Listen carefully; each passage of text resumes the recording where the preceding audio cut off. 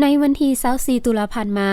อยู่สโมสรห้องว่าการแขวงสัญญบุรีได้จัดกองประชุมต้อนรับคณะผู้แทนอดีตเสี่ยวซานทหารอาสาสมัครเวียดนามช่วยเหลือการปฏิวัติลาวที่มาเยี่ยมยามและเฮ็ดเวียกอยู่แขวงสัญญบุรี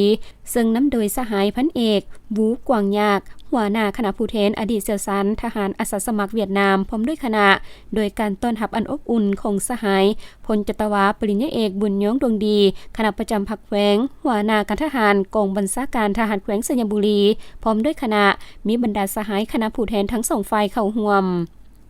โอกาสนี้สหายพลจัตวาปริญญาเอกบุญยงดวงดีได้กล่าวแสดงความยินดีต้อนรับอันอบอุ่นต่อการมาเยี่ยมยามของคณะผู้แทนอดีตเสี่ยวซานทหารอาสาสมัครเวียดนามช่วยเหลือการปฏิวัติลาวที่มาเยี่ยมยามในครั้งนี้แม้นเป็นการทบทวนหวนคืนมูลเชื่อในการประกอบส่วนช่วยเหลือการปฏิวัติลาวในระยะต่อสู้กุศาสตร์และแสดงให้เห็นความสามัคคีพิเศษและการร่วมมือรอบด้านระหว่าง2ชาติ2กองทัพลาวเวียดนามที่เป็นมูลเชื่ออันดีงามมาแต่ดุนนานทั้งเป็นปัจจัยสำคัญในการตัดสินศาสนาในภารกิจปฏิวัติของ2ชาติที่เป็นมรดกอันล้ำค่าที่สุดของ2พรรค2รัฐ2กองทัพและประชาชน2ชาติลาวเวียดนามเวียดนามลาวการสืบต่อยึดมั่นในการเพิ่มทวีสายพัวพันมิตรภาพความสามัคคีพิเศษและการร่วมมือรอบด้านลาวเวียดนามก็คือผู้แทนอดีตเสี่ยวซานการทหารอาสาสมัครเวียดนามช่วยเหลือการปฏิวัติลาวกับแขวงสัญญบุรีให้เจริญงอกงามอย่างบ่หยุดยั้ง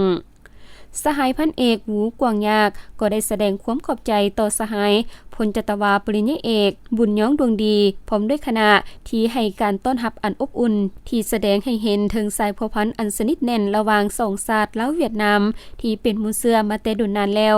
และจุดประสงค์ของการมาเยี่ยมยามแม่นเพื่อระลึกถึงคุณงามความดีและการร่วมเป็นจิตหนึ่งใจเดียวกันเสียสละในการต่อสู้กุศาสตร์ของนักรบปฏิวัติของ2ชาติพร้อมทั้งอวยพรถึงสายพัวพันร่วมมือรอบด้านพิเศษระหว่างลาวเวียดนามลาวให้มีความสนิทแน่นมั่นคงทะนงแก่นและมีความเจริญงอกงามเกิดดอกออกผลยิ่งขึ้น